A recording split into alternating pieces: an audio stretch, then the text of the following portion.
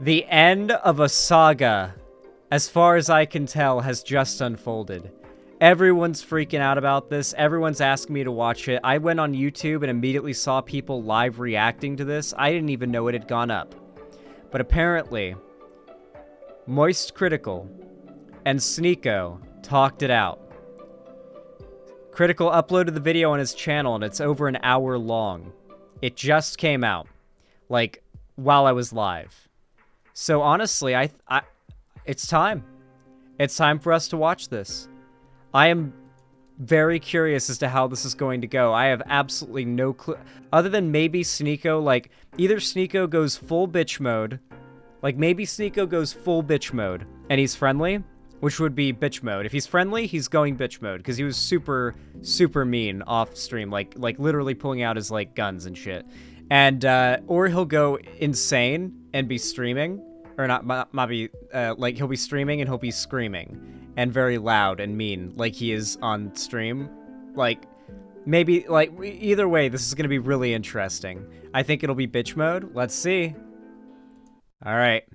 I paused the music. Let's go. I'm also hungry, so I'll be eating a Pop-Tart during this. I know it's April 1st, but I'm not fooling. The title is not a joke. Thank God. Talked to Sneako. And I gotta be honest, I had butterflies in my tummy. I was more excited to talk to him than I would be to talk to Santa Claus. Now, I know this will be coming as a shock to a lot of you, a bit of a jump scare, so I hope you're sitting down so it doesn't knock you off your feet. Sneako and I have not been on the best of terms recently. Unfortunately. We've tried our best to keep it a secret and handle it behind closed doors, but unfortunately, it's bled into the public eye, and you know what? By golly, I'll say it with my whole chest for all to hear. We just haven't liked each other. We haven't seen eye to eye on many things, so our internet beef has become this fine Wagyu steak. It's been this very tasty, juicy bit of drama between the two of us, and today, it finally boiled over Wagyu. and we had a conversation. And I want to show you some clips from it. He actually asked me to record, so don't think that this was some kind of one-party consent thing where I pulled the wool over his eyes and pulled his fucking pants down to surprise him with a recording. He had actually asked me to. And I want to show you how this went, because it was actually a very interesting conversation we had. I want to tell you how we got there. It's because last night I noticed Sneako was raving about Cuties on Twitter yet again, talking about how much he loves it and how he'll always defend it, but then said that I wouldn't debate him on it. And this little nugget of cringe had me scratching the hair on my chin, confused. I wouldn't debate you on it. I would actually love to hear your side of things on how you could possibly excuse the blatant sexualization of the child actresses in the film. Now, I'm not a debater. I actually am not a fan of debates in general. I prefer just general conversations as opposed to these like gotcha and leading questions and traps and shit. I think that's not very conducive to actual understanding of different sides of arguments. So I don't debate, but I was very willing to have this conversation with Sneako, and I reached out to talk to him, and he was more than willing to talk about it. So we did. We talked about Cuties and even talked about all of our general grievances with each other. And this was a very different side of Sneako. I went into this expecting him to be his standard, unhinged, like very animated, cartoonish self that I see in all of his content on Twitter and Rumble, where he's doing these like temper tantrums and like throwing his ass in a circle and going went bitch mode. Wild. But here, this was a very laid back, very calm and collected Sneako who was actually more than willing to concede on some of his points as well as see different sides of situations. And I didn't expect that. And I'm very appreciative of that pleasant surprise as well, because I went into this with pretty low expectations, but after finishing our talk, I'm actually pretty curious to see where Sneako goes next, because, like I mentioned, there are some things that he just fully admitted, like maybe he was guilty of doing similar things that he criticized others for, and that he was going to be repurposing his message and changing things around to make it more conducive to positivity. So overall, the whole conversation went in a totally different direction than I expected. Of course, he's still very passionate about some things, and we still fought on quite a few things, and the reality is there's just a lot of things that I don't see eye to him on with some of the things he talks about. But overall, I really walked away with a very different impression of Sneako from this. Now, I know I'm blue-balling you here, but one more thing that I think is important to mention, he has said that he's wanted to debate me over the last 2 weeks here. He even made this big hullabaloo on Twitter about how I ducked a debate with him on Aiden Ross' stream. Even though he had not replied to any of my DMs at that point, there was no debate scheduled between him and I. So that was just a blatant lie. I think he was just joking around about it, and it missed the mark because people actually thought that I was avoiding him. But he's not wrong in the fact that I really didn't want to have a conversation with him over the last 2 weeks because all of it was extremely geared towards hurt feelings. At least that's how I interpreted a lot of his statements. It seemed to focus more on me saying, "P.U., you stink," and him taking it as, he's canceling me. There's not a whole lot of productive conversation that can come from that with me just explaining over and over again that I'm just insulting you, and that's the simple brass tacks of it. But over the last 48 hours, it really does feel like he's had this come to Jesus moment where he's recognized that I was never canceling him. I was making fun of him. He even issued an apology about bringing up my girlfriend and stuff like that, and has recognized that he has been off the mark on a lot of things recently as well. He also, apologized for being a cuck, which was a wild thing. He talked about how cuckoldry was a mistake. So it looks like he was never okay with it, even though for a time he did say everyone should try it. It looks like he's changed his perspective on that and now looks back on it with a lot of regret. He apologized for being a cuck. Surprising, since those insults were not some of his sin has been forgiven. Hearing. So that's not really a discussion we had. I think and have always said, whatever happens between consenting adults in the bedroom is fine. As long as no one's getting fucking hurt, there's no, victims, it's consenting adults, you're good to do whatever makes you happiest. The reason I always talked about the cuckoldry is, one, because fucking hilarious that a lot of his beliefs now go very much against his past of being open to watching his girl get fucked in front of him by multiple men on a couple occasions. And two, it was illustrating a bit of ridiculousness with him being the moral authority on healthy relationships when he himself was in a very confusing one that he wasn't proud of, yet still preaching that people should do it anyway. That was the whole point behind it. I wasn't trying to kink shame like a lot of people started accusing me of. If you want to be a kink shaming is base, then be a proud one and be okay with it and comfortable in your I love kink shaming. So, it has seemed like he's been more receptive to real talk, and that's what we had. So let me go ahead and show you now. The first thing we talked about was Cuties. This discussion with you about Cuties since I dropped that video back in 2020. How time flies, man. Well, better late than never. So, have you seen the movie? Yeah, so you mentioned you saw my video, so you know I didn't finish the movie. I physically couldn't. I found it just to be completely repulsive.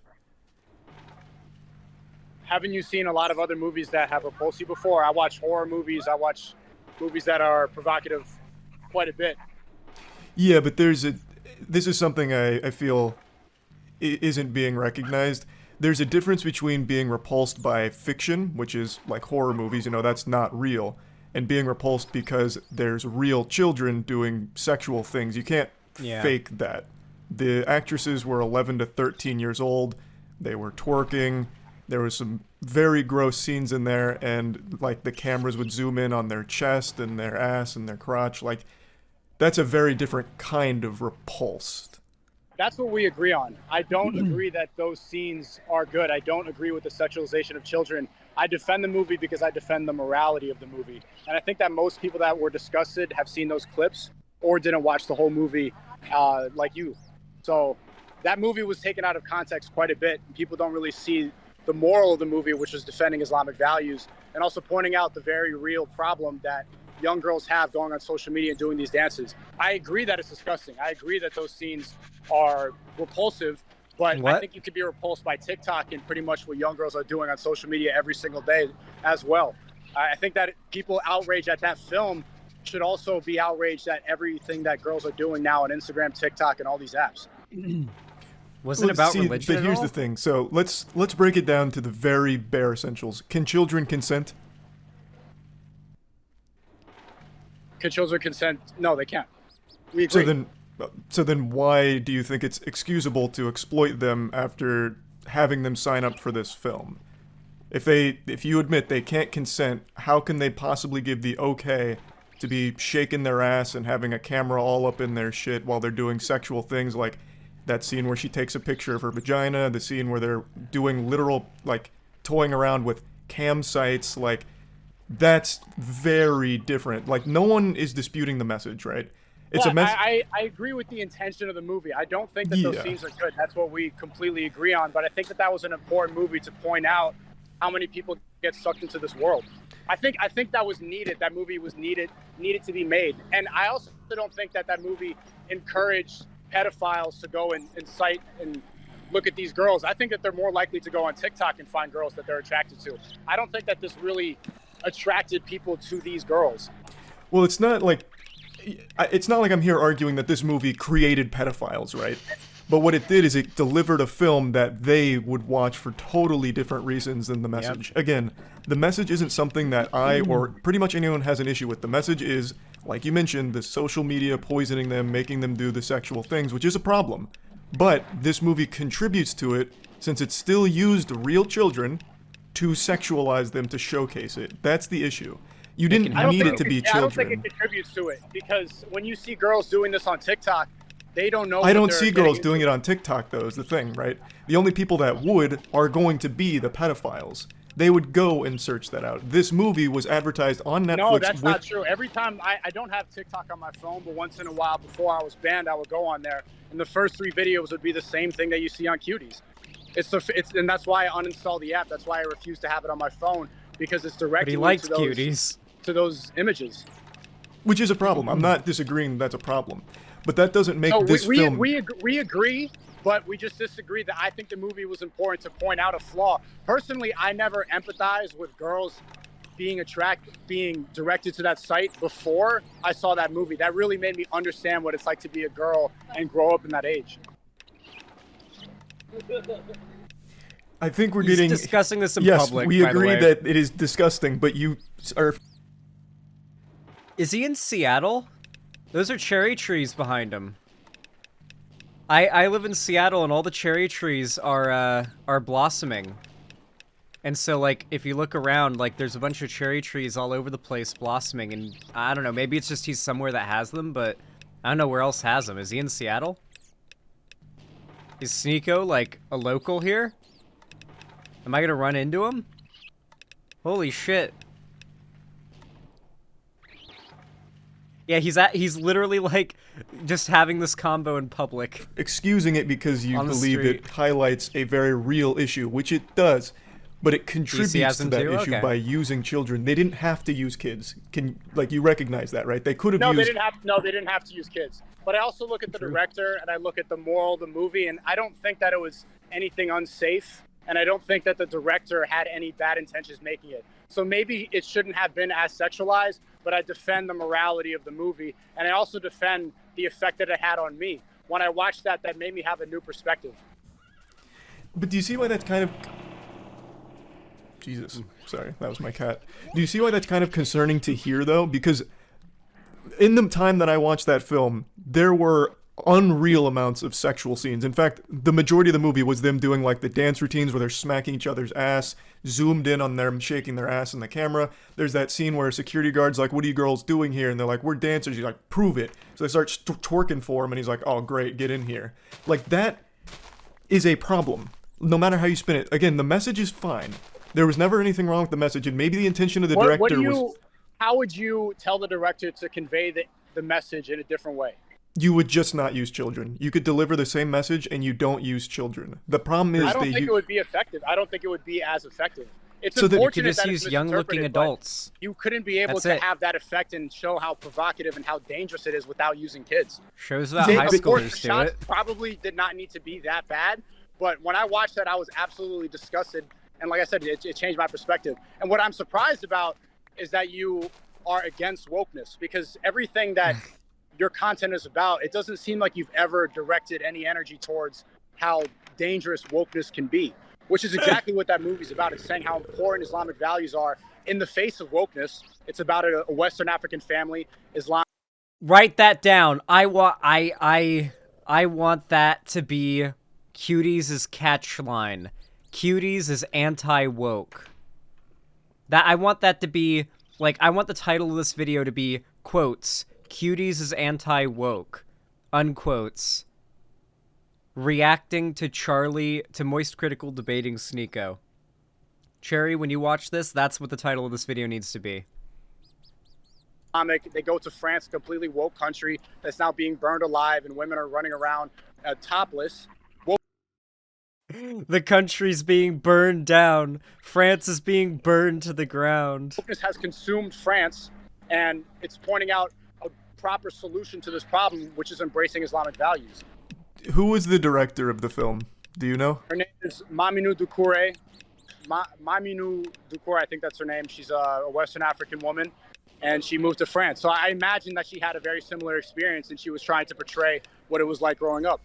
So the message of the movie is about social media, and almost exclusively. She directed the film based on seeing some children in a neighborhood doing sexual dances and wondering, how did it get to that point? This isn't okay. So the movie was supposed to be about how does a child get to that point, and it's about how social media is poisoning them, and they're constantly comparing themselves. They're seeing these things, so they're putting on makeup, and they're Oh, by the way, all the things he's saying here, you should already be able to figure this out yourselves. These are excuses. He's not actually, like, he's lying. The Cuties clip came out well before his entire radicalization thing. Like, he did the Cuties thing, where he was talking about how much he loved it well before his radicalization into, like, hating the OnlyFans girls and everything. So when he says it gave him new perspective, like, that makes no sense. He wasn't doing this type of content back then. Unless the perspective it gave him had no change. I don't know. Like, yeah. So it's pretty clear he's just kind of post hoc justifying everything he said about loving Cuties. doing sexual shit, and they never really understand why or the consequences of it. It's not a critique on wokeness, though. Of course, anything in the art field you can derive your own meaning from. I recognize that almost everything you encounter in life you tie back to either cancellation or wokeness, but in this film in particular, this is a movie I really feel conflicts hard with your ideology. Under no circumstances should children be sexualized, is where I stand. Do you disagree? There's a lot of things in movies, like, I don't agree with incest in Star Wars, but Star Wars has incest scenes. I don't agree But that's with not incest, but it's portrayed. It's not real incest, though. This is real children being sexualized. It's not fake. These are 11... I agree. But I'm defending the point of the movie. You can defend the point of the movie but you can still condemn the movie itself. The point can stand on its own 2 feet, right? Like, there is a problem, which you recognize, with kids being sexualized, in specific on TikTok. That is a problem in and of itself. But you can still condemn this film for contributing to the thing it's supposed to speak out against, which is sexualizing children, which you have admitted it does. And it didn't need to, like you said. That is the problem. Maybe they shouldn't have used child actors, but I agree with the point of the movie. But how do you think that the point could have been conveyed in a better way? You think they should they have used 18-year-olds to play 11-year-olds? That's exactly what most movies have done for a long time. A quick example is The Last of Us using Bella Ramsey to portray a 14, 15-year-old. Like, you can do that, and that's a lot more acceptable because there is no longer a victim. Like you'd said, children can't consent. These kids could never fully consent to being sexualized in this film like this on the big screen.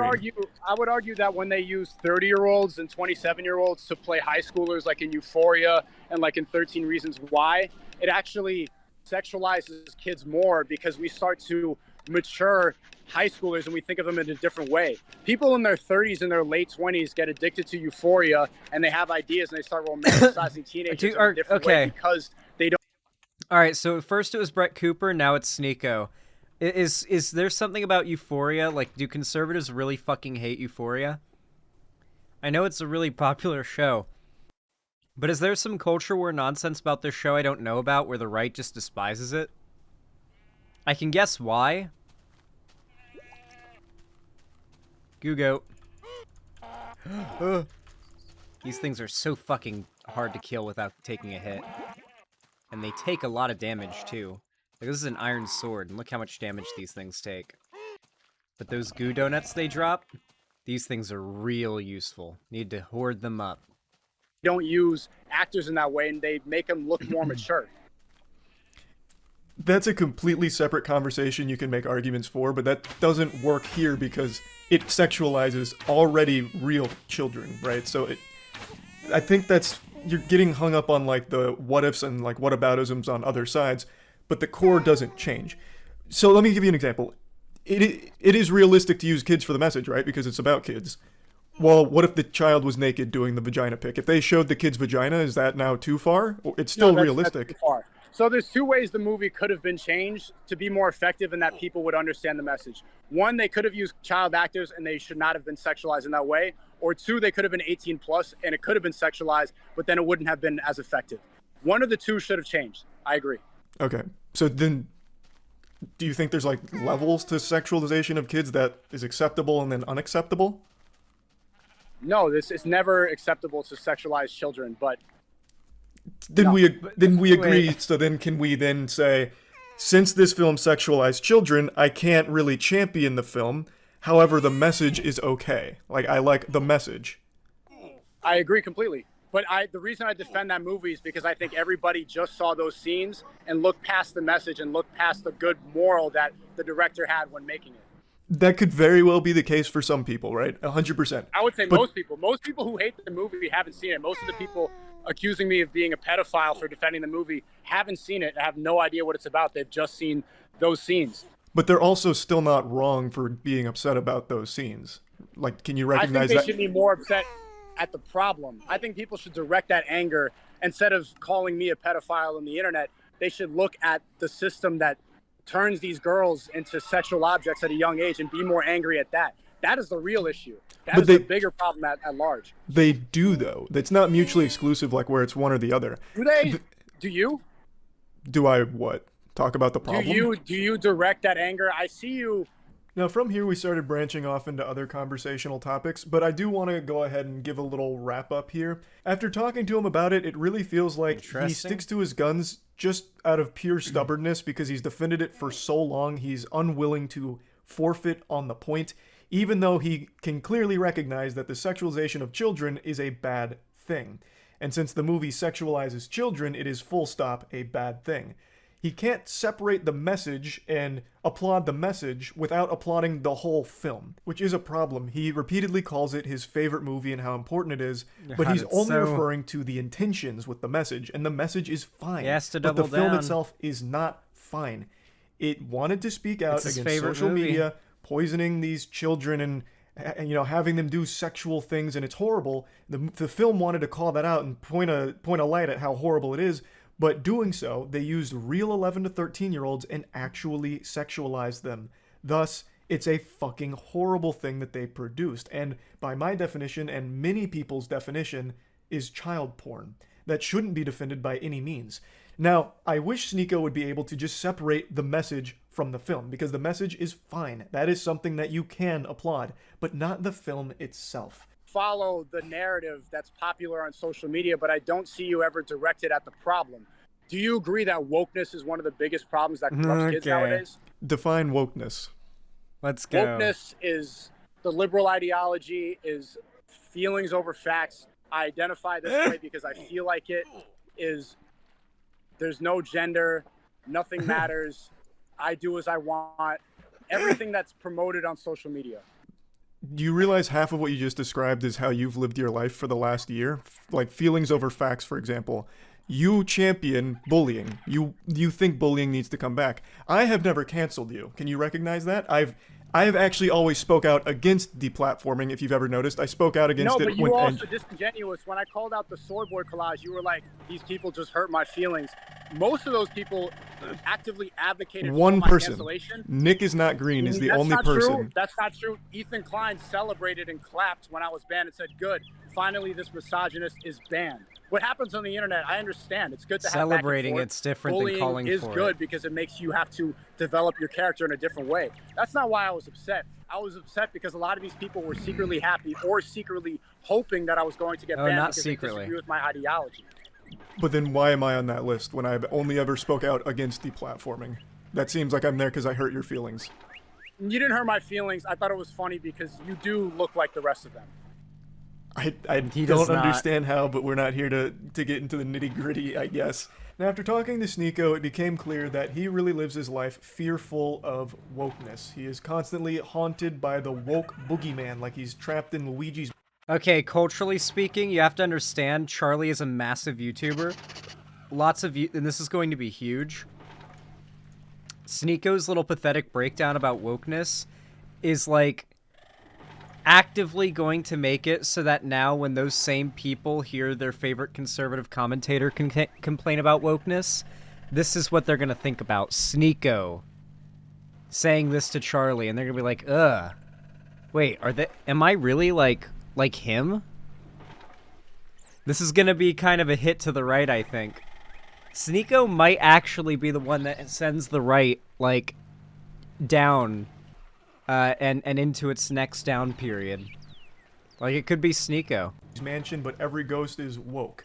It's one of those things where every topic we started talking about always tied back to either cancellation or wokeness, which I think is pretty sad to be in that state of, I guess, unease, where he's always feeling as though woke is breathing down his neck. It's haunting his dreams like Freddy Krueger. But I'm going to get into that just a little bit more in a second. I do want to mention that collage where he's claiming it's not people that hurt his feelings, it's people that, like, advocated for his cancellation and shit, which, again, I never did. I have only ever made fun of him and insulted him. Or made fun of one of his friends that he felt the need to pick up the, you know, the White Knight's armor to defend the honor of. So, I, under no circumstances, fit any of his definitions there, except for he thinks I look like the rest of the people there. Which I have still not, to this day, seen a single living, breathing human being that has said there is similarity between anyone on that collage. Fucking 30 people on that collage, and there is no similarity amongst any of them. All types of different backgrounds, faces, hair, everything. Beliefs. Yeah. It's not even fucking close. I don't know what he's seeing there. Maybe he's, like, face blind, so he sees everyone as, like, a default RuneScape character on Tutorial Island. I don't know. But anyway. Back to the woke topic. I wanted him to define woke, and he gave me his definition of woke. To his credit, that was more than I would have expected, because last time I saw someone try to define woke, it was a fucking disaster. He clearly does have at least some belief on what wokeness is and what it means to him. Now, he asked me if I think that's the biggest problem facing the youth today. And I didn't really get to get a clear answer in there because he kept switching kind of rapidly. My answer is no. But I do think the biggest problem that's plaguing the youth today is the fact that kids feel forced to choose sides so early in life, before their brain has even had a chance to develop.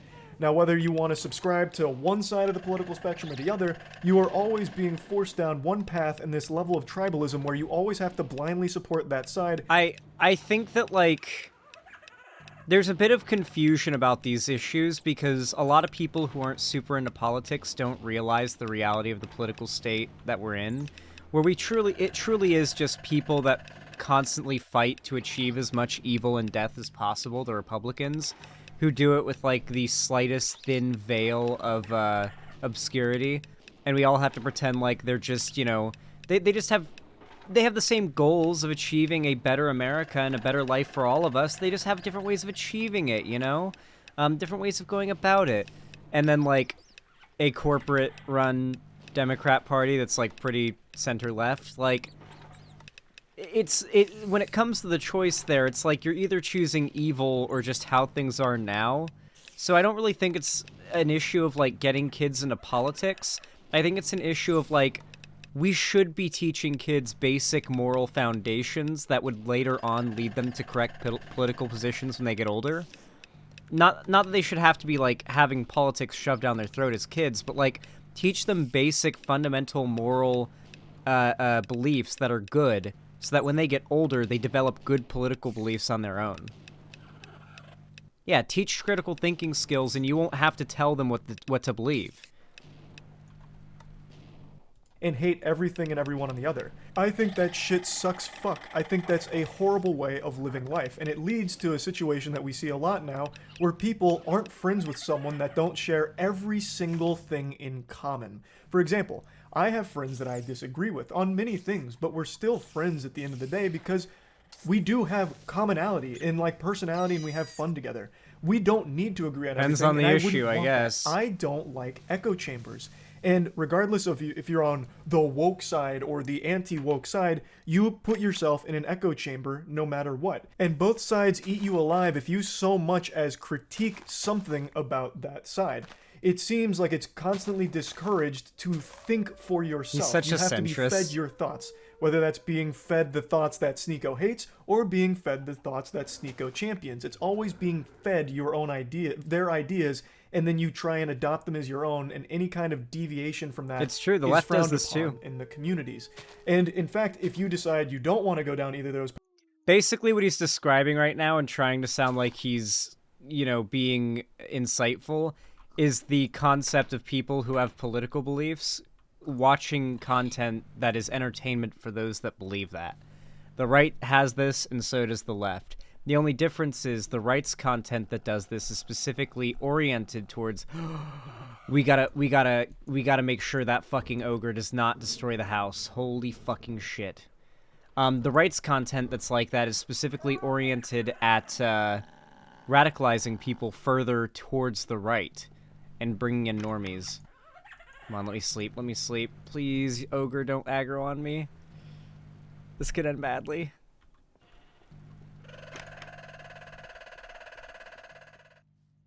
Okay, the ogre's walking away. Werewolf is turning, and the monsters are burning. Okay, we're set. paths and you try and like take information from both sides and form your own perspective, you get insulted for being a centrist. What is the meme? Enlightened centrist? There is no winning. The only winning move... He's mad about the enlightened centrist meme. The problem is like the real response to what Charlie's saying right now is that, like, unfortunately we don't exist in a perfectly balanced political climate. The left and the right are not equally bad. They may be equally crazy sometimes, but that doesn't mean they're equally bad. It's really just that simple. One side fights tooth and nail for justice and equality, but is a little cringy about it sometimes and can be judgmental and weird online. And the other side is actively fighting to regress society back to a state that is objectively worse for almost everybody who lives in it, other than, like, straight, white, cis people. Like, yeah, it's just, you're centrist coping. I'm sorry, but that's just what it is, Charlie. Is not to play. That is what I feel the biggest problem is for the youth, is forcing them to make these decisions where they have to play for one team or the other for their whole fucking life, and then regardless of which side you choose to go to, you still get eaten alive by members of the same community if you're somewhat out of line or thinking too hard for yourself. That's what I think the biggest problem is with growing up with social media and Twitter constantly plaguing people's minds, which in turn leads to everyone being miserable and mad at everything and everyone. And I also think it lends itself to making everyone more isolated and lonely, because then they lock themselves online, constantly fighting battles for their ideology on Twitter with fucking random bot accounts and actual nonsense every hour of every day.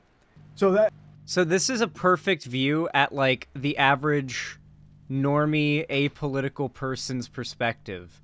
They genuinely, like, their only political positions are that they are anti-politics, and if you try to shove politics down their throat, or if you are too into politics, they look down on you because you care too much. They think of like us leftists that are fighting for, like, equality and justice the same as Nazis. We both care too much, and we need to stop caring and just, yeah, it's South Park brain. Charlie has a massive South Park brain. That would be my answer to what is actually plaguing the youth. This is, for those wondering, this is Minecraft beta version 1.7.3 modded. It is the Mango Pack mod pack. You have to launch it using multi-MC. You can find it on YouTube.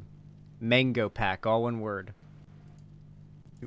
Similar. With the Fresh and Fit video that you still haven't corrected, where you called Fresh a virgin, a lot of it... And you have to enable all the mods in the settings. Oh, this alpha male Sneako, and I've never once called myself that. I don't think I'm an alpha male. I advocate towards things that are conservative. I advocate towards Islamic values. That doesn't mean that I think I am an alpha male.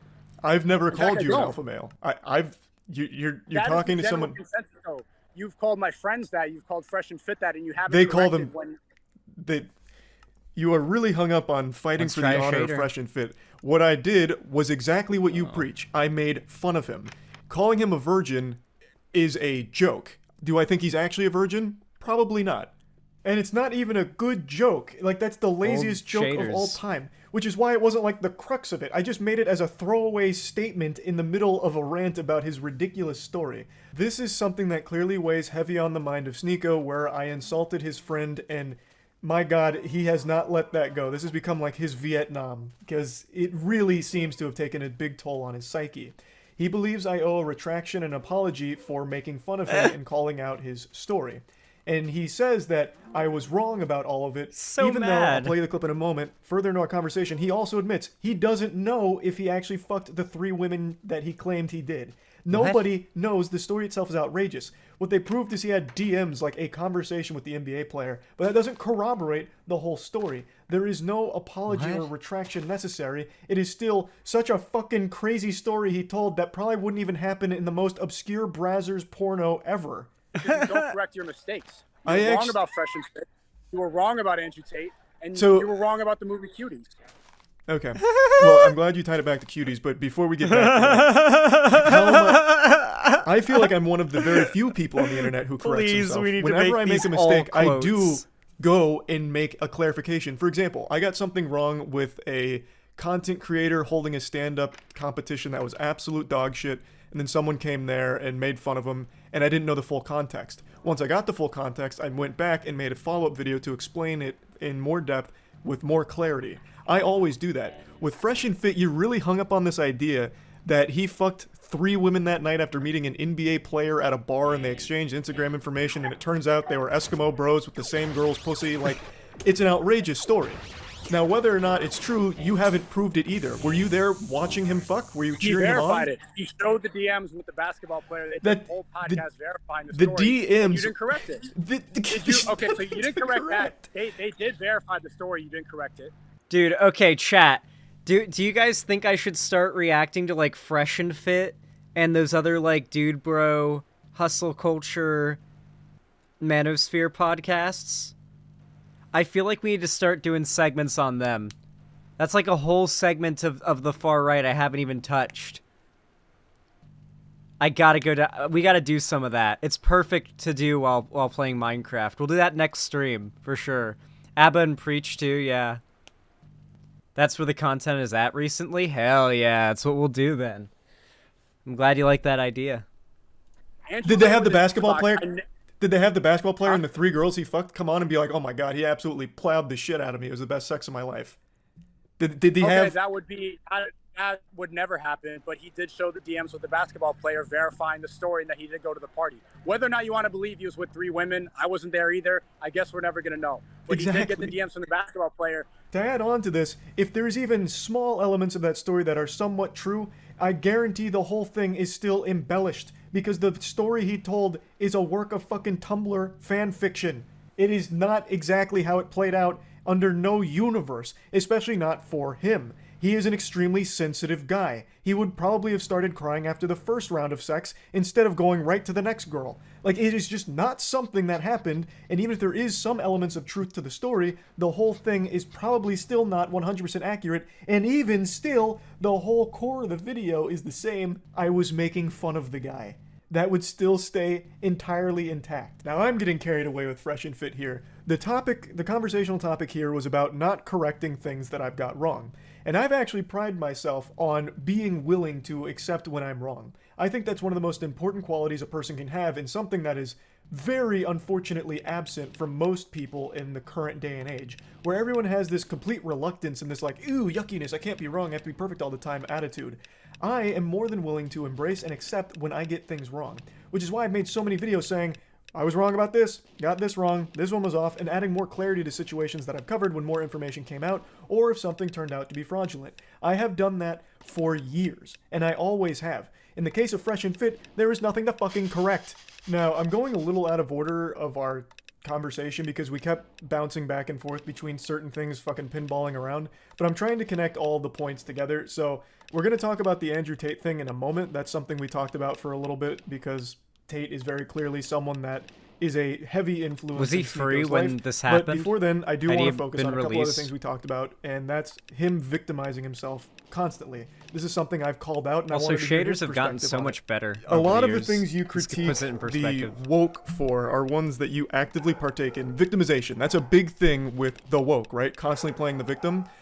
Do you recognize how often you play the victim in terms of like, I'm being canceled, everyone's against me, you go on your Discord to talk more about it, even this morning talking and naming and shaming people that you think have slighted you as like a cancellation? You do the exact same things.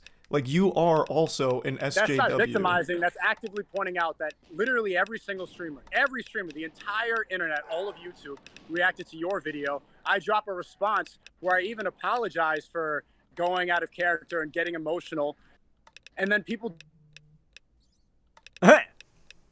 He's sewing. It's million views. He's sewing. Nobody watches my rebuttal. Some of them react to me and Sneako making me soy? fine in animation, but nobody wants to see what I have to say. I've become a caricature on YouTube rather than somebody who has something to say. I've become a meme because I am banned. That's not victimizing. That's actively pointing out how strong censorship is and how people on mainstream platforms can run with the narrative when you're not there.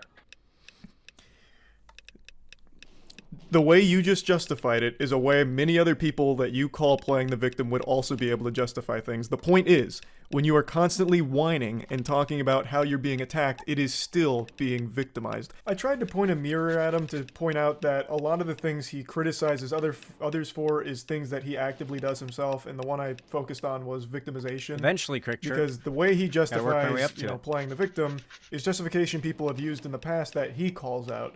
So I was just trying to illustrate that it's not only hypocritical, but also just kind of silly that he, with all of his beliefs, still plays the victim and whines so much on Twitter. But that point wasn't really landing. We just kept kind of going in a circle about that one, so I don't want to focus on it too much here. It's disingenuous, and now we're having the debate, but you would rather DM and go and make this about drama. Oh, let me go and react and do more drama content rather than have a conversation. But I never and I'm did glad that. You're doing it now. But Who? you have to remember that I didn't start any of this. You reacted to me telling jokes about your friend, and then had your audience tell me, and that went on for like 2 weeks, and so eventually I explained why I don't like you. And then when I did that, that was the only time I planned on talking about you. You went on stream with your gun to threaten me, and you kept it up for 3 months, adding me. I didn't do that to threaten you. It's not a clip. It's called a magazine. That was a joke about clips. You actually think I was threatening you? Whether or You're not gonna you talk about were. victimized. You're gonna think. Okay, you're gonna say victimized. And you're gonna say I'm actively trying to threaten you by saying a clips joke on a stream. I don't think you were actually coming after my life. It doesn't change the fact that for 3 months you continued to carry it on. I wasn't reacting to you. I wasn't even talking about you. This was a quick point that I think he did see my side on. He likes to make the claim that I was farming him for views and AdSense money, which couldn't be further from the truth. I never wanted to talk about Sneako. I never had plans of doing it. He kept poking and prodding me until I did. And then, once I did, he wasn't happy that I was so mean in my response that for 3 months he did carry on this very one-sided beef until, once again, I decided to spit and play in the pig pen, and I made a tweet firing back at him after months of not even mentioning him. Let me do a Cr1tikal impression. This would be Cr1tikal if I was Cr1tikal and I was reviewing Rust. Alright, hey guys, I'm gonna review Rust today. Listen, this game is as good as sticking your dick in a bottle of warmed up coconut oil.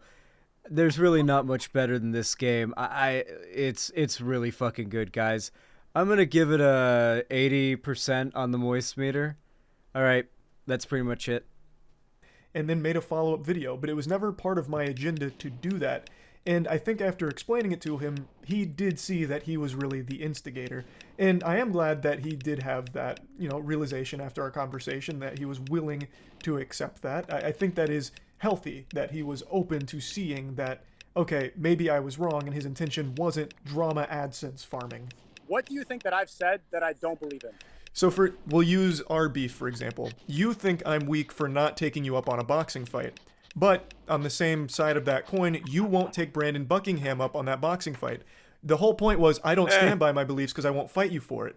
Well, with that perspective, why wouldn't you fight Brandon Buckingham when you feel so strongly about your beliefs and he says the same things I do? Wouldn't you want to prove Because that you stand... the first fight that I want to take would be against somebody, one, who has more clout than me, two, I disagree with ideologically. I don't disagree with him ideologically at all. But he says the same things I say about you. This person has been obsessed for a long time. He's suing me for emotional distress. Personally, I don't care about this person, and there's no benefit for me to take my first fight with this person. So then if your I beliefs... fought somebody, I challenge. So then the reason I was banned on Twitter for challenging Hasanabi to a fight. One, because a lot of people want to see that. He's well known. He disagrees with me completely. There's a lot of tension for that fight. If I fought you, you have said a lot of things that are very negative about me. There's beef in the air. Hassan should take that fight. You talk a lot about me, things that you probably wouldn't say to my face. This is a decent It would be an entertaining fight. But that's not the point. The whole point is you think I am weak, and you keep harping on this for not taking you up on the fight. But you won't take someone up on a fight that's saying the exact same things I am. So it seems like the beliefs, you don't stand by that strongly if you're not confident you can make a spectacle. Charlie, we both know you wouldn't accept a fight. Right, I've made that very clear. We both know. Even when I challenge you, we both know. It's to point out that a lot of people talk a lot of talk online, and they never have to face the consequences because they stay in their room gaming all day. That was to point it out. Men are tired of seeing this back and forth internet drama. They want to see people go and settle it. I've never said a word about this person that you're bringing up. I haven't said a word about him since last summer. I won't say his name publicly again. I'm being sued for emotional distress. I'm leaving that alone. I have no He won't even say his name. Oh my God, Sneako's such a bitch. We're going back and forth on Twitter. He's such a pussy. People are tired of these keyboard warriors going back and forth. That was to point out the fact that so men mad. should not feel so comfortable talking a lot of talk I love how on mad Twitter he is. that they would never say in person. You made claims of Brandon Buckingham being like a rapist and shit. Wouldn't that be something that you'd want to fight about at that point? Like that was not a claim that I made. That was not a claim that I made. I can't remember the specifics of it, but you did toss out the word rapist when talking about Brandon Buckingham. I don't remember the context it was used in, but you did mention it, right? So why is all of a sudden that now beneath you? Like, you don't have any problems with him now after he's willing to fight. The point is, you're talking about, you say these things and you don't have consequences. Well, what about you? You said these things. He's trying to give you those consequences that you think are so important, and you won't take him up on it. There is a clear hypocrisy. That was a different example. The guy was. I love his coping. Like, he looks up into the, have you noticed when he's coping? Have you noticed that he like looks up into the left? He's like, yeah, but you gotta understand that, like, have you noticed that when he's coping, he looks away he looks up like this, like, yeah, but you gotta understand. Yeah, that's his cope tell. So I can't talk about this too much, but that is not what I accused him of. I do not think he is that word. He's getting sued, so he can't talk. That's a lie. He wants to do it because there's an obsession going on, but that's irrelevant. Well, it's all tying back into the point I'm making, where the things that you preach against, you yourself embody. I'm not trying to use this as a gotcha moment, but I do think it's important to illustrate here that Sneako is still denying this claim, even though there's tons and tons of video evidence where he does say that Brandon Buckingham was threatening to rape someone. He says it multiple times, and that's what the lawsuit was about. But it doesn't prevent Sneako from fighting Brandon Buckingham if he was, open to it for defending the beliefs and stuff, which is the point I was trying to make. I'm gonna R-word your girlfriend. Literally said that. And he said, I'm gonna R-word your girlfriend, bro. This dude said he is going to R-word my girlfriend. Bro, nothing warrants saying I'm gonna R-word your girlfriend. He didn't say that. You're gonna R-word my girlfriend? He didn't say that. Yes. Word for word. I'm going to R-word your girlfriend. That is not even close to what he said. Shit by threatening R-word. Claiming that someone said they're going to rape someone is insinuating they are a rapist for making the threat. So this is just a point that I think he was way off the mark on, because he did make these accusations against Brandon Buckingham. Your energy, $50 on a course from vetted millionaires, or watching a gaming streamer for 6 hours every night? Well, watch me for 6 hours every night. He didn't use the course to get rich. He's getting rich from the course, the same way that the course that you're selling is not like your main way that you made money. You are making money from that course now, as opposed to what the course is teaching. But again, this is getting completely sidetracked. That's just not true. That's not my main source of income. I enjoy doing it, and it's a great way to have a network. The course is just and a pyramid you talk about all scheme. the lonely men that are out there. It tells What are you to get more doing people go and into the help these MLM. people? We understand that there's a problem with loneliness of men. People get in there, they ask me questions about how do I network better? How do I find people who are like-minded? You give them advice, and you can see them transform their life. I'm curious as to what you think is a better alternative, because you stream gaming for 6 hours. Is that a better solution to men who are lonely watching you play video games? Or giving advice to men who don't know how to find a community of like-minded people who don't know how to make money online and want to live a lifestyle where, look, I'm in Japan. Donate to make Sneako mad, by the way, chat. I've seen you since high school. Leave a like to make Sneako mad. I can go places. I choose not to. I'm happy here the same way you're happy traveling in Japan. Like, these are non-arguments that you're making. It's the same argument I've never seen you outside of what your the dog's room. doing. And I don't know how many years I've seen you on YouTube. I've never seen you out of your room. I've seen you with dildos in your room. I've seen him go on road trips and trips and shit. He I've goes to never the seen gym. you travel. I've never seen you network with other people. I've never seen you show your audience what's... Wait, I remember distinctly watching him do a road trip video with his girlfriend, and they're driving, and they have a set gym schedule, so they stop at a random gym to get their workout in on a road trip. That comes off to me as the behavior of somebody who gets out enough. That's my read, at least. Possible if they make money as well. I've seen you play video games since like 2016.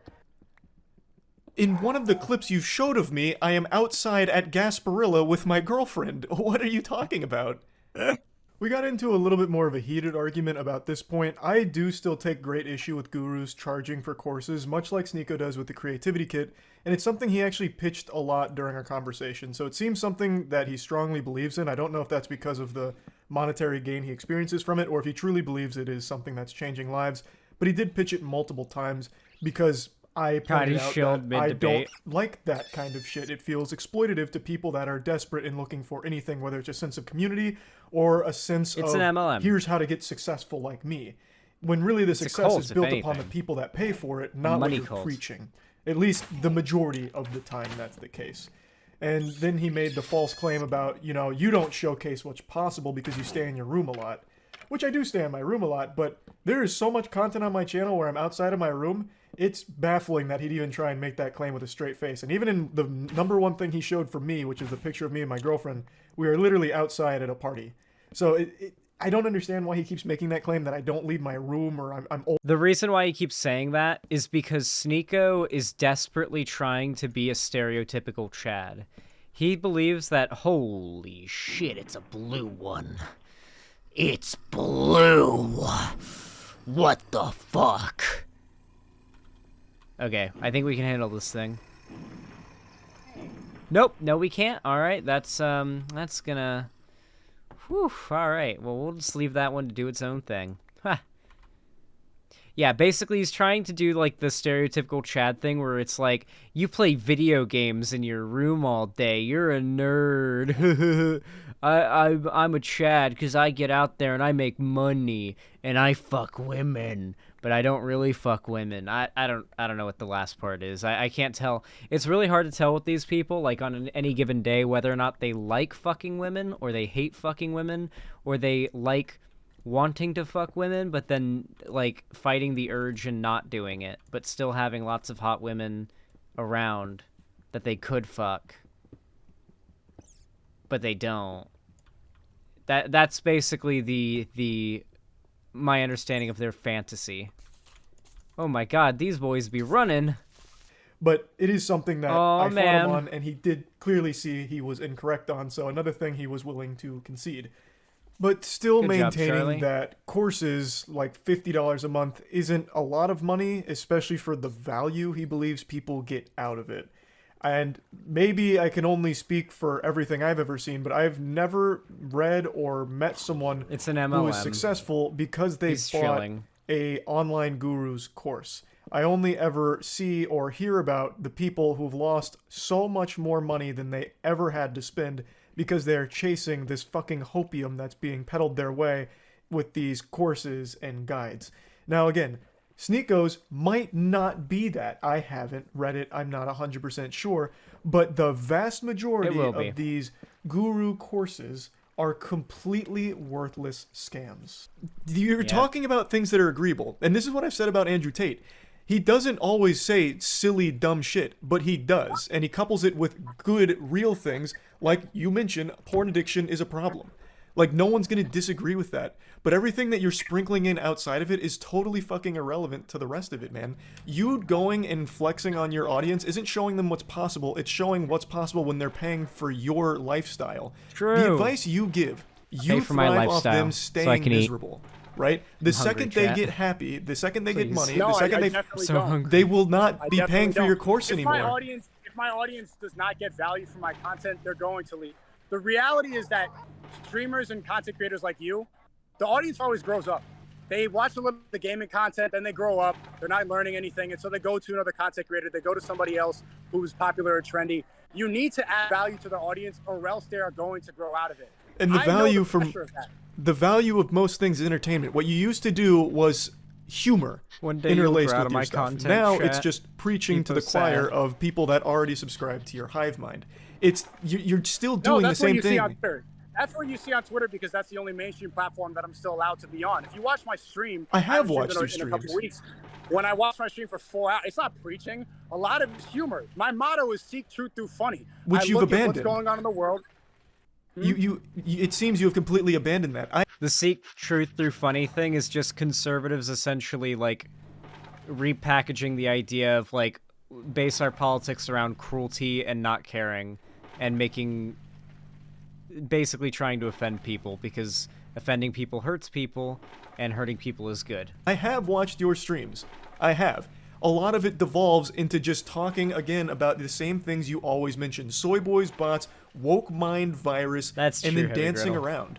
And then always trying to defend and find the other side of something controversial. It's the same formula over and over again, because that's how you found to keep your audience hooked. It's no different than people that... I go on Omegle and I'm joking around for an hour or 2 hours. I bring on my viewers and we joke to each other. I bring on people, real life people, they sit next to me and we joke around. I have different podcasts. I have different guests. The jokes I just did a podcast with Ryan Dawson uncovering Epstein and uncovering the truth about 9/11, which I really recommend that you go see, to an alternative platform that's labeled as an alt-right conspiracy website, and still maintain the same audience. You can't do that by repeating the same things every day. He has a lot of bots, and Kick is filled with bots. But you can. That's the #1 grift right now. As long as you are contributing to an echo chamber, the people will not leave you. You form a reliance where they're constantly suckling your tit for validation that their point of view is the right one.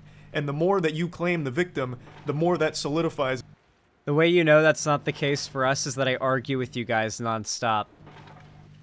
Like, when you go into any of, like, Vosh, me, Shark, Demon Mama, Keffels, any of our chats, we fight with our chats nonstop. This is not an echo chamber. I force you guys to agree with me. Like, I don't agree with you guys and, like, you know, do whatever makes you guys happy. I force you to agree with me. Or I'll debate you.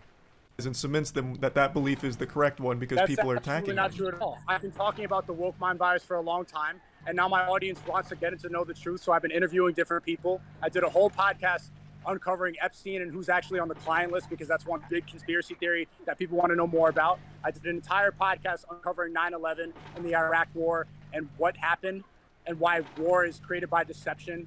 I'm getting into more things, because if you get repetitive, they're going to leave. Admittedly, I do feel bad doing one thing that I hate when other people do, which is, like he mentions, box him into categories.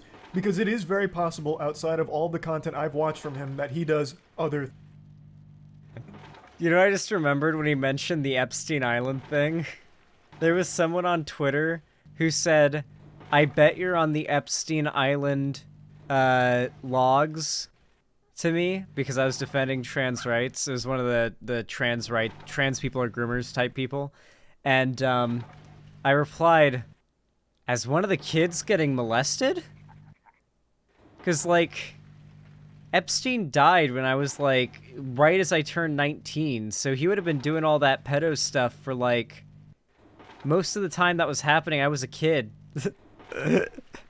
I thought it was funny that somebody accused me of that. They must have thought I was older than I am.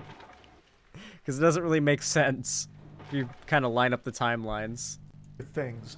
Now, I have seen a lot of him. I've watched quite a few streams now out of curiosity since his big meltdown with the whole dancing with the gun thing about our beef. So I went on there and I did watch some of his streams from that point forward, but they always went the same way.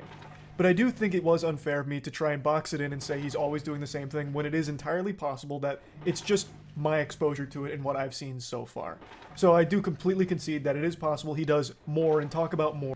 I really don't think he does. It's like his content truly is mindless, brain-numbing drivel. Non-stop. I've tuned into his stream before. It is non-stop what you've seen from the clips. More than just what I see on Twitter and the streams that I've seen. But it is worth mentioning later into this discussion, he boxes me in and says all I do is sit in my room playing video games on stream for 7. Wait, okay. Chat, apparently Kick doesn't have copyright shit. Like, apparently you can just watch a movie on Kick. Is this true? I saw that Aiden Ross was doing it. Chat, if this is true, then I might have to take advantage of that while it's still possible. Would you guys go to Kick to watch a stream where I watch Avatar: The Last Airbender for the first time? I think I would still be able to host the stream here. We would still use this chat. Like, you can pop out the chat and we'll just use this chat. But like, that could be a cool stream. That's the only use Kick might have, if that's true. The cartoon. I've never seen it before. I've never seen Avatar: The Last Airbender. I hear it's really good. Hours a day. So he is still guilty of the same thing he's accusing others of, which is a point I like to make, but he doesn't fully realize when I say it to him, but hopefully, after our conversation, he does take a step back and recognize, like, okay, I am guilty of a lot of the things I'm accusing others of. But anyway, that was a point that was kind of branching off from the core topic at this moment of the discussion, which was courses. I have no respect for people that are selling courses on, like, here's how you make money. The number one way to make money, guaranteed success. You're gonna, True. make it with this one. It's Give me always a this amount of scam. money every month for my book. I always find that always to be a scam. exploitative, shitty, scummy, and completely useless. Those kind of creators, those kind of people, they rely on desperation. Yep. So let's think about this logically. Why would someone who's selling courses on happiness and how not to be lonely, how to get laid, or how to make money Need to sell why would courses? They actually want you to succeed? They just Because have to then give it they out for lose you free. as a customer. It is far more in their interest. They don't need the money. Why wouldn't they just give it out for free? To keep buying the product. And it is something a lot of them are guilty of doing. Now, I haven't seen Sneako's creativity kit, so I just can't use say logic. for sure if he is also guilty of it as well. Maybe he does try and offer legitimate advice and actually help people. It is possible. But that's not the case for the vast majority of them, which is why I always call it out as this is scummy, or at the very least, unnecessary. We live in a time where you have access to all the information you could ever want. You Yep. just need to search. But people it up. just You choose don't need to to be paying people believe that their you own view little as reality. successful to learn their secrets, when those secrets they're revealing aren't what they use to get wealthy in the first place. It's selling you hope. When you are buying their product, you are filling many their bones. their pockets. That is the product, the book. Not what's in it, it's the book. They're making their money off your purchase of the book. They're not making their money off of the advice they've given you. At least not the majority of the time. And that's what I was trying to talk about here. What are your beliefs? What are they? I don't know them. Can you tell So me I what feel- you believe in? The Yeah, I advice in feel the like book I've is made my beliefs very scam clear. someone into buying a I am book very now. firmly on the side of there are certain things, and it's going to be different for everyone, that make people happy. And main thing I want is for people to be happy. I don't like that men are alone, which is why a lot of the advice I give is telling them to get out of their comfort zone and start with something like the gym. The gym is a very social That is environment. true. It's an environment where everyone's meet working towards cool similar people at goals. the gym. You immediately Bro, you can meet such cool people at the gym. You will never feel more powerful, like, in your life than when, like, some 6'4", like, bulked up fucking muscle monster is like, hey, man, want to be friends? And you've got a gym friend who's, like, 4 times your size. It makes you feel powerful, because it's like, this person respects me. This person sees me as an equal and wants to be friends with me. It makes you feel motivated and accepted and powerful. Like, unironically, going to the gym and making a gym friend will severely, I don't know why severely is the word I use, will massively impact your self-esteem positively. I promise you. Immediately surround yourself with like-minded people, and maybe you make a connection at the gym, maybe you can find a friend there, but even if you don't, you are out of your comfort zone in an environment where people are working for a similar goal, and that already changes your mindset as a person. Become Hal from Malcolm in the Middle with his army of muscle-bound chads pulling his car. You've given yourself a goal, you are acting on it, and now you're surrounded by people that are also in a similar boat. I think, most importantly, is I want people to be happy, and a lot of times they can't find that. So, I don't think there's anything wrong with escapism, like watching someone play a game, or even playing games yourself. Watching a sport, playing a sport yourself is also great. I play pickup basketball every Thursday. Getting out, talking, outside of a comfort zone, instead of sitting online making 20,000 tweets on the Sneako Twitter, I think is not productive. Replying to Sneako's Twitter, replying to my Twitter, none of it I think is productive. I've had Twitter since 2012. I've made 2,600 tweets, and half of those are just shit posts or a retweet. I think all of that, locking yourself inside as a recluse, living in this completely toxic landscape like Twitter, is the most detrimental thing for a person. That's why I take and that long breaks to from the internet as well. I just kind of disappear TikTok for a bit, has 'cause I just go absolutely ruined outside people's and brains look in at terms of birds. what they can even stomach as an attention span. Having to have like Subway Surfer underneath a video of someone talking because you can't focus long enough, I think it's all a problem. So the things I talk about are usually geared towards either entertaining people for 8 minutes a day or whatever, or during a stream if they're already home from work and just need to unwind. I think all of that is fine. But I do always try and give some level of advice. My background, I don't know if you know, I'm a human science graduate with a concentration in exercise physiology. I believe very firmly in the mind-body connection in terms of strength building and muscle building. It's going to change your whole brain chemistry, and it will help improve the way you're looking at the world. So that's one of the big things I talk about, is even if you're 100% comfortable with your body, there is no reason not to at least try to make these kind of differences and change your perspective on things. Like, it doesn't even have to be a body issue. It helps your mind overall. I am always against people paying for advice from so-called gurus and professionals because you don't need it. The beauty of the internet is it is an unlimited repository of all of the human knowledge, just this compendium of every piece of information for every subject you could want. And you can access it for free. Under no circumstances do I ever advocate for someone paying up to $50 a month for advice they can access the internet for find free. right That's now. not true. Even if it doesn't come with a built-in. Gamers always have the argument, but then they never. And a lot of the info is paywalled, to be fair. But $50,000 to $100,000 in debt from people who aren't vetted millionaires. If you could pay $50 and talk to a vetted millionaire who has made money online in a way that they don't teach in school, $50 is a steal. People get really upset about this because you're paying somebody directly and you know who you're spending the money on. You don't get upset about college because you don't know the principal, you don't know the headmaster, you don't know the donors. They're nameless people behind a university. So the point of the network is collection of information concentrated in one place, and also the network of people that you can find. Right here, I'm in Japan traveling with somebody that I met from the creativity. The cherry trees. That is something that is invaluable. I noticed and the cherry trees in the background. Will only find by paying $50, which is not a huge price. That is a big price, but also, do you see what just happened there? You went in. $50 is a huge price. That's the same price as your merch that you're using to advertise on this drama. Would you rather your audience pay $50 for a T-shirt from a gamer, or they meet somebody that they can go start a business with? That the merch isn't $50 for a T-shirt, but regardless, what I want you to recognize is what happened there. I was talking. It is. Okay, it's still not. But with what just happened there is I was talking about something, and you went into PR speak and salesman mode to talk about your course, and you attributed something to me that I actually talk against.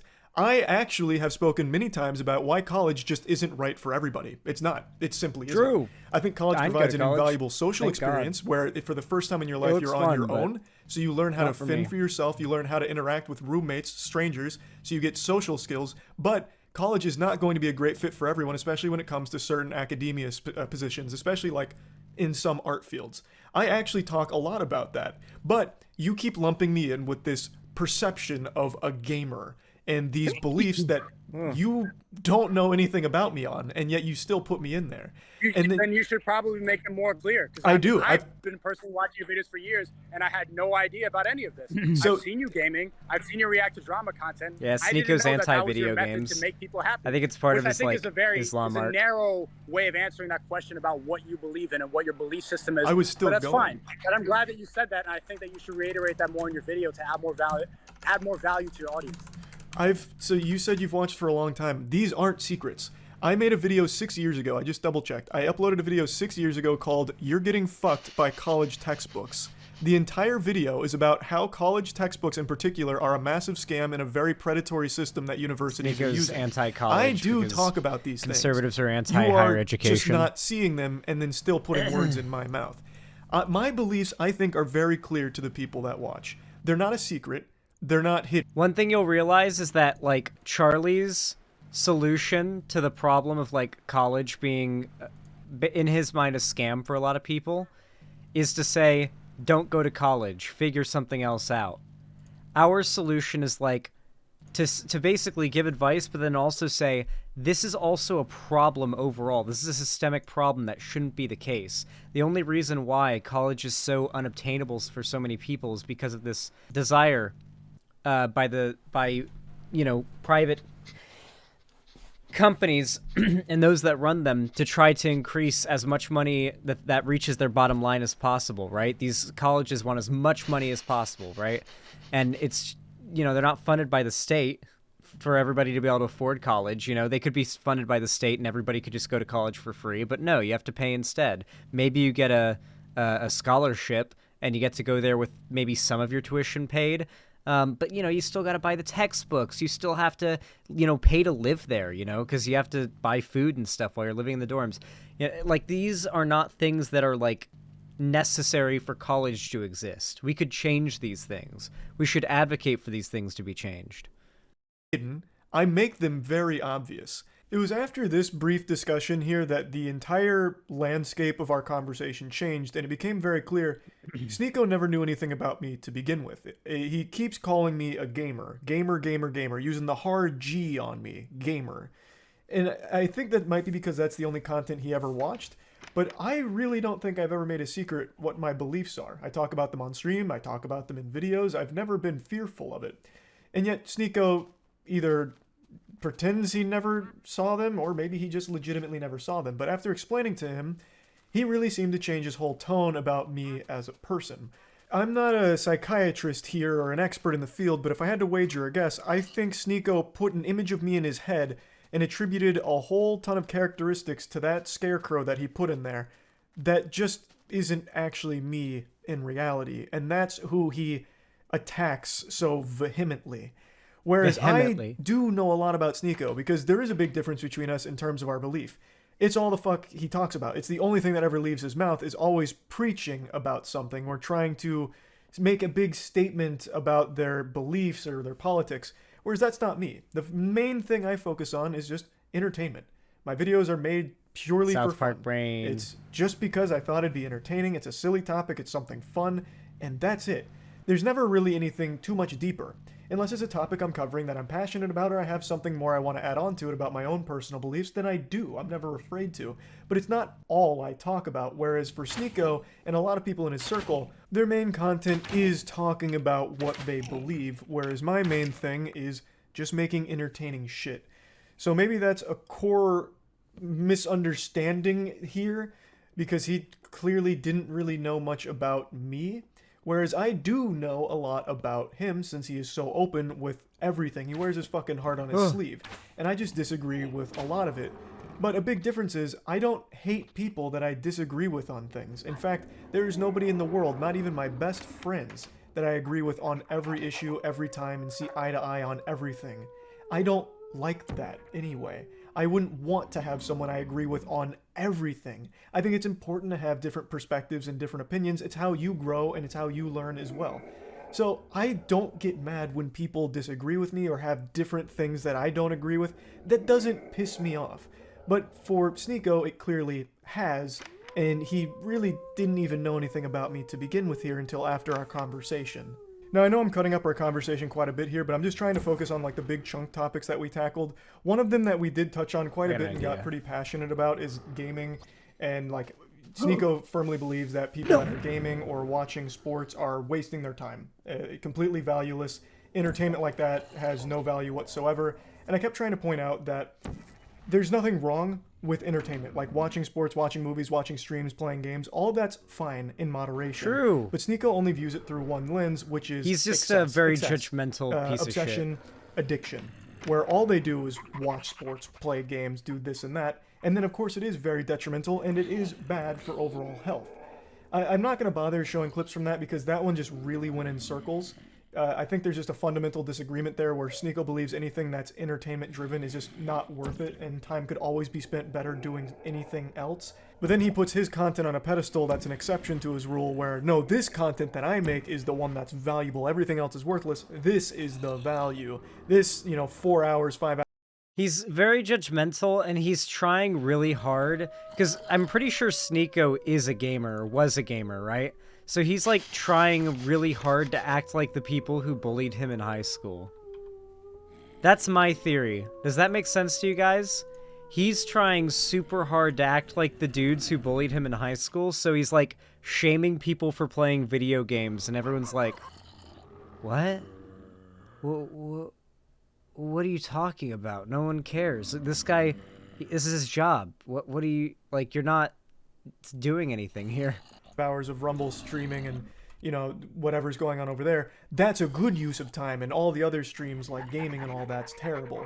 So that got really muddy and messy, and there wasn't really any way we met somewhere and like had a perspective that made sense to each other, because his stream is just as much guilty of being a waste of time by his definition as my stream playing a game.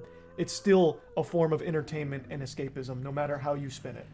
I don't see how your message is somehow bolstered by spamming slurs. He's just trying to be rude. Like during that stream with the gun.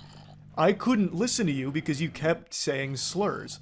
How is that necessarily helping make people happy or positive in any way, shape, or form? What does that do to contribute to your overall goal? Because it's not humor either, so it's not seeking truth through funny.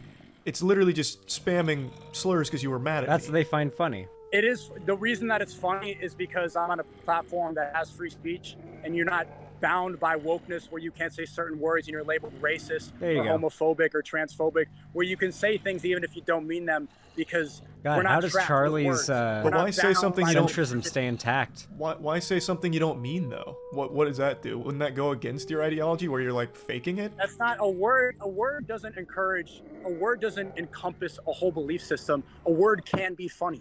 The word faggot is funny. That was the funniest thing you said this whole debate. How is that? I don't. You're laughing now. See? Well, it's because it's just an outrageous claim. It's like talking to a child. Outrageous. Well, no, You're like proving my point. It's no, outrageous. It's funny. Your defense This is of the it. first time we laughed this whole time. First time we laughed this whole thing. This is because of one little word. Yes, because it's such a silly defense of it. It's like a child who hears fuck for the first time and he's like, "Woo, daddy said fuck." Like things started to go a little goofy mode here, a little wacko style. So this is the good. slurs is something I've mentioned. I couldn't watch him on stream because he just kept saying the F slur. And my point here was, why? It doesn't really accomplish anything for his goals or anything like that. He's just spamming slurs, which makes it sound like he's just mad at me and trying to choose the worst words he can think of. Now, looking back on it, I do regret not pushing a bit more on this point, because there was a lot I wanted to say on it, but I just got so thrown off and blown away by his explanation of all of it that I totally forgot to expand. Because he really only says the F slur, the homophobic slur. And he says it doesn't encompass a whole belief system. Okay, well then why is it only that slur? I don't think I've ever heard him start spamming the N-word, hard R, or anything like that. And he says very anti-they-them is how he says it. The Islamic faith. I've never heard him use any slurs against Muslims or anything like that. So if you feel so strongly that words don't necessarily indicate your actual beliefs, then why aren't you using more slurs? Why don't you drop more racist slurs during your stream? Why is the only one you use the F slur? If this is really how you feel about those words, then why aren't you using all of the other slurs? The reason why is that a fairly large part of Sneako's audience is black. Like, young, black, teenage, homophobic, and transphobic teenagers, you know? Dudes. And if he says the N-word, they're gonna be pretty upset, but they'll be completely fine with him, you know, being homophobic, transphobic, and saying homophobic slurs. If they don't mean anything, and you feel so comfortable with Rumble allowing you to use the F slur so loosey-goosey, why is it only that one? Why not every slur? I'm just curious if there's like a tier list of slurs for you. I would have liked to ask more on that, but I guess I'll do it now in post. Which it seems like you can recognize. Do you believe that Andrew and Tristan Tate are innocent? That I don't know. They could be, and I've said that Jesus. from the start. You don't have a belief on that? Well, because I don't have Centrist the Charlie. evidence. They've been charged twice with the human trafficking, but none of the evidence is public. You didn't look at all the victims and their allegations and how everything was exposed on WhatsApp, how they plan to make a Netflix movie out of this. All of I've that seen. was online. I think. But then, See, if you cover current events, this is something you jump onto the pizza box, but you don't take the time to go and look at all the evidence that was debunked. that's not true though, because Like, why do you spend the narrative laughing at somebody falsely in prison, but you can't go and just look at a couple screenshots and see that as garbage? You're laughing at the pizza box putting 2 people in jail because of what you saw on Twitter. When I say the word faggot or I say a slur, it's just a funny word to say. There's no consequences for that. Nobody goes to jail falsely. I have looked at the evidence from both sides. I always do. I don't just go to these tribes and just assume everything on my side is right and everything on that side is wrong. I take information from all angles in order to find where I personally sit on this perspective, on this situation. So, for the Tate brothers, being charged twice with human trafficking, while there is some shady shit from the victims, there is still real merit to some of the things that people were talking about, such as something you talked about as well. The taking of the passports from some of the women and getting there under the guise that they would be able to date them. Those are very odd, very peculiar things. So it's not like it's just, oh, all of that's wrong and we have to disregard all of it because this is here. There is, on both sides here, evidence that makes it a very complicated case, which is why it's gone on for so long, right? It's not one where I know the answer. They could be innocent, they could be guilty. I do think it's weird they've now been charged twice, but there is some very odd things there because that's not exactly a light thing to come after someone for, and there is things that you have talked about. It's wrong that people can go to jail for 4 months without any evidence or charges? And even outside of the Tates, I have said that in this country, where you can go to jail on suspicion of things without ever being charged. It's a problem. Yes, it is a problem. Okay. I didn't see that video. I saw the video laughing about the pizza box putting in jail. Here's Did a you way make of a getting video about around food not Yes, stacking and I talked. chat. Well, it's in that video where I say I don't know if he's guilty. I don't like if there's real victims here. Like I would never celebrate someone being a human trafficker because there's victims. I wouldn't celebrate him being a human trafficker. That means there are real victims there. Even though I disagree with like his Hustlers University and a lot of the dumb shit he says, I wouldn't want him to be a human trafficker. That means there are real victims being in terrible situations. I did say that, and I don't know if he's guilty. I don't know if he's innocent. Nobody does right now, except for them and whatever's going on in Romania. The joking about a pizza box is things I make about anything that has craziness around it, like the Gwyneth Paltrow trial. There's so much silliness there that I talk about, but at the end of the day, I don't know who's innocent or guilty. I'm joking about the goofiness of things that have come up, right? Isn't that about a ski incident? Didn't she win $1? I gotta get going. Now, he mentioned Andrew He's Tate, leaving? and this is another thing. Andrew Tate is very clearly an important figure in Sneako's life. And I made 2 videos covering Andrew Tate. One of them got out of joking jail. about Hustlers University. He's on and house arrest just a now. lot of the silly things that he's done. And the other when he got arrested. So, let's talk about that. I have always maintained that Andrew Tate is a very entertaining clown most of the time, but much like a lot of personalities online, especially ones that sell courses, he has to sprinkle in very agreeable things with some of his rants. So he has good things that he actually will say, especially in terms of like men and their loneliness, and how working out is extremely beneficial to helping with mentality and just general overall mood and well-being. So he does say agreeable things that I've always said he has done a decent job of with those certain topics. But on the whole, most of the things he says are just outrageous nonsense about like how he doesn't watch Star Wars and that's why he gets pussy and has expensive cars, or why books are stupid. He went viral for that There's before a lot of silliness there, and he Hustlers became University, famous I have more always recently. maintained, is His completely rants about exploitative not watching of Star desperate Wars. men. So yes, I have made jokes about Andrew Tate. I am not their biggest fan. Now, when I did cover the arrest, I did mention the pizza box theory. At the time, that was reported by multiple outlets as a very real possibility that led to his arrest. So at the time I did report on it, I did say it seems, talking about like this being the speculation as to why they finally pursued him now. But yes, I do understand that that was heavily disputed after the fact, a couple days later. But I did talk about it and joke about the pizza box thing, which made Sneako in particular very upset, thinking that I was laughing at two men falsely imprisoned. Which I've never laughed about. I've laughed about the idea of Andrew Tate and Tristan Tate being thrown in jail because of pizza boxes. I have also laughed and made jokes about some of the tweets that Andrew has made while in jail, such as talking about practicing his dragon karate fist that would break through every known metal on Earth to fucking shatter tungsten or whatever. And yeah, I've joked about the tweet where he's talking about like ghosts that he's killed, making himself sound like the goddamn paranormal firing squad out there, keeping the halls of the prison safe from ghouls and spirits. And while I made jokes at the idea of a pizza box leading to prison time, it wasn't the actual core idea of two innocent men potentially being in jail that gave me a big hearty belly laugh or anything like that. It was the outrageous circumstances surrounding it.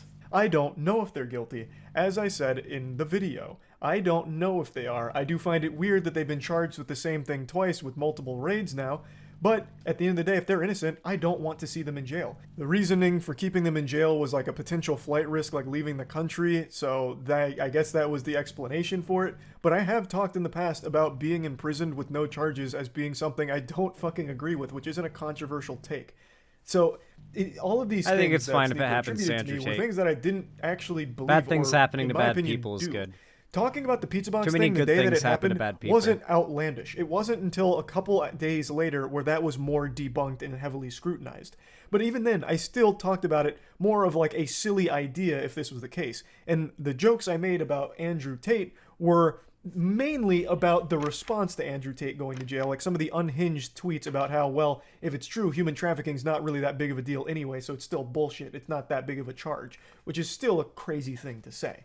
The whole thing was The never Tate really fans. about whether or not he truly was guilty or innocent. just hate 'cause I women. don't know. I still don't know. Nobody They still knows just because it's still an ongoing hate investigation. women, that's it. So we did talk about that. He did see where I was coming from, and I was appreciative that he was willing to hear my explanation for where I stand on all of that. And I do think that we came to understand each other's perspective on it. Getting towards the end of our conversation, we started talking once again about one of the things that I really tried to drive home and hope to have some kind of breakthrough on the way that he perceives jokes and insults, like, and trying to find what his line was. Because he calls a lot of things hit pieces, like when Willie Mack makes a video breaking down like a lot of Sneako's most baffling moments. What the or, like, fuck? Really big L's. Willie Mack will point them out and make jokes about it. That's not cancellation to me, but to Sneako it is. And I kept trying to get to the bottom of that, and we did have more discussion on it, but I don't think we ever really reached a ground where I like agreed with him on his definition We had a of like, what the fuck canceling boom is moment. versus what joking is. So like Meat Canyon, he mentions he had no problem with. He had a good sense of humor about it and found them to be enjoyable. Like, that's great. But then why doesn't that same thing extend to someone who also still makes jokes about it like Willie Mack did? When I really just feel like it's the same thing. There is deplatforming, advocating for Oh deplatforming. no, I gave it the chest. And then there's just insulting someone. And I haven't seen a ton of people advocating for Sneako to be deplatformed, aside from a couple of very rare instances of that. The rest I see as I think he people should be. just dunking on him, the same way that he dunks on people he doesn't like. God, So the- we did these- just keep these- going in circles I- around that for like another 20 minutes. I hate how centrist he is. It's like, but we can't be in favor of deplatforming, guys, no matter how big of a piece of shit these people are, and no matter how much they use their platform to do harm, we can't be in favor of deplatforming, because deplatforming is bad no matter what. Never, we can, except, okay, this person's an animal abuser or a child abuser, okay, we can deplatform them. If it's something we all agree is bad, then deplatforming's okay. Daddy05, deplatform. Onision, deplatform. But, like, it's like such a double standard these people have when it comes to who should and shouldn't be deplatformed. Never anyone for political reasons, unless maybe they're left wing. I feel like a lot of people might be who say they're against deplatforming might be in favor of it for left-wing people only. All right, back to it. So I don't really think there's any reason to show too much of that. But I would like to get you to our closing statements, and then something crazy happened at the very end. Look at the way that people who are telling the truth get painted as. They get painted as these incel, virgin, loser, racist, misogynist. They've tried to box you in instead of tell the truth about you, because I think that they don't like what you're talking about. But I would like for us to have another conversation in the future. I like that you have a good message about how people should be happy. I like that you're advocating for the gym and you're playing basketball and you're telling people to get out of their comfort zone. I think that those are all really good things. And I do think that you're funny. I can't deny about that. Like, it's a little monotone, but you're a funny guy. I do appreciate the conversation. After our conversation, there really wasn't a ton of hostility left. I really feel like Sneako built me up very differently in his head to paint me as a villain in his own mind. And the reality is I just didn't match that description. Now, for me, I did know a lot about Sneako, but after talking to him, I feel like a large part of that is a persona that he's putting on. The way he conducted himself in this conversation, I was actually really surprised. He's playing a character. He was much more calm. Like, he is still very passionate, clearly, but he's not having a fucking conniption and a meltdown like I've seen him do so many times in the past. So I do feel like it was a productive conversation. God, that is a good way to describe it, and there are isn't just it? things that I will always disagree with him on. I'm just not melts seeing down eye on to eye with a stream. lot of the things he talks about, and that's just the reality of it. And it's that way with a lot of people. Like I said, there's no one in the world I see eye to eye on with everything. But there are very big disagreements between us in terms of things that we feel and things that we believe. And after talking to him, it really seems like he himself got lost in his own sauce. And he did talk about like trying to change his approach to things to deliver a more positive message. And that makes me pretty interested to see where he takes that. Like, if he truly does have a positive message he wants to spread. I don't think he does. He did recognize I think he's that he hadn't been doing a super effective job of it as of the time of this conversation, and wanted to work on ways of rectifying that. I'm very curious to see how he goes about it, and if he truly was being genuine. So the conversation, I do think, was a pretty fascinating and important one to have. And one thing that happened that I still can't believe is real is during our conversation, people came up to him to talk to him, and me as well, during this. Jesus. It comes from a place of cope and of jealousy because they see people who are living Imagine just witnessing this in public. Just walking around, you see Sneako and Charlie debating on the phone. Bring down their character. That's the common theme I see with these people. So the intentions that I see from these people and the collage, they're not pure, they're not good. It's jealousy. What would you do? It's hate. Oh, here, I need to grab wolves. And again, that is still something they could say about you as well. That's just one of the things That's I was fair. That's fair, and that's why you made me realize that I need to, this whole hate brigade on Sneako in the recent weeks, I'm going to repurpose my message now. I'm not going to, what up, man? Yo, do you know Moist Critical? Hey, say what's up to him now. We're saying hi. Yeah. Hey. Look. I follow you on Twitter. It's so interesting. Yeah. Hey. I hope I get recognized in public one day, and I hope it doesn't end up being weird. Every time I go to get wolves, the sun goes down. That was pretty funny. Yeah. Hey, Charlie, what's up, man? It was Hey, funny. how's it going, man? About it. Cool. Hey, Charlie. That guy is squashed the beef. stoned. Oh, that's awesome, dude. Yeah. I've been actually more able to talk to you more. It's funny. I think that's a good way to end it on. Hope we could talk again in the future. I don't think we should have beef. And yeah, you did. I want to thank you for starting that whole Sneako hate brigade, because it's like, yeah, you know what? I want to Maybe thank I you am, for starting the hate brigade. Oh, he's such a cuck. guilty of doing the same things that I am mad about. The cucking. And I do attribute a lot of that to being canceled and a lot of resentment about that. But I The just have cucking to of spread Sneako. positivity now and not engage in the same type of behavior that I criticize. Yeah, you're right about that. So I'm just gonna go and, I'm not gonna go attack mode anymore. I don't think that there's any value to that. It's just gonna come back to me. Well, I actually really appreciate the conversation, man. It's nice to hear like a more human side of you outside of like, what I see on Twitter or Rumble.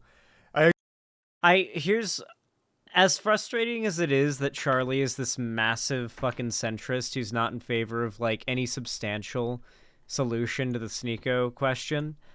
Like, we have to like take the W that so many normie popular content creators are going up against popular far right figures. Like, it's objectively a dub for us. I actually do think this was a very valuable conversation, so I appreciate you taking. Oh! I really appreciate you taking the time to have a bit of a call with me about it. Yeah, thanks, man. And mags, not clips. Yeah, from now on, bro, if you're gonna be talking about guns, get the terminology right. You very much offended me with that one.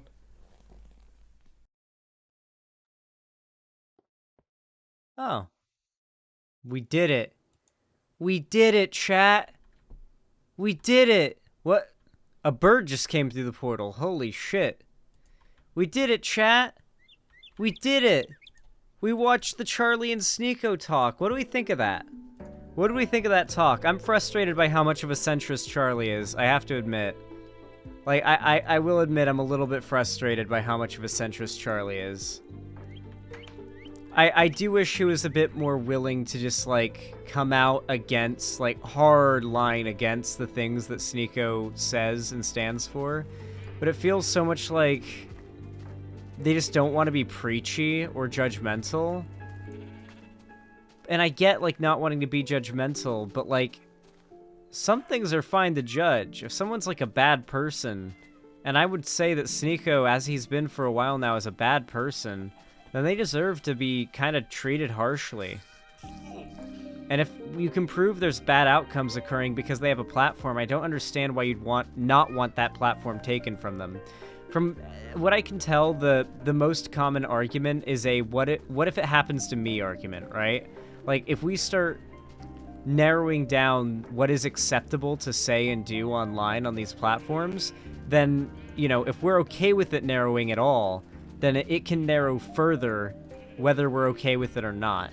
And it's like, so that's why we should not keep bad people from having platforms? Like, it just feels so desperate to me. I feel like we should be fighting to make the internet a more, like, reasonable place.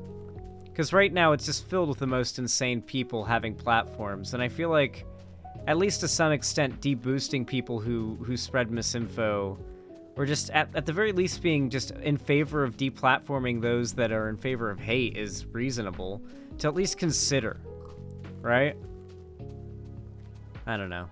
That's really all I have to say about it. I'm curious what you guys think in the comments.